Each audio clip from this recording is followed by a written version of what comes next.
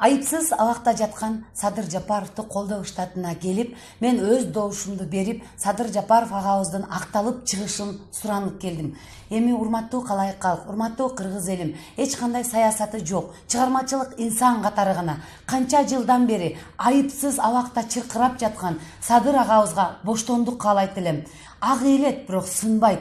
Башыңыздан нечендеген азап тозокту өткөрүп атсаңыз дагы баарыгын Аллахым карап турат. Урматтуу Сооронбай Шарипович, сизден дагы өтүнүп сурап кетет элем. Кызыңыз, карындашыңыз катары Садыр Жапаровго боштондук бериңиздер. Өтүнүп сураймын. Урматтуу кыргыз калкым, баарыңыздарды колдоого чакырамын. Ушул жерге келсеңиздер, кол коюп кетесиздер.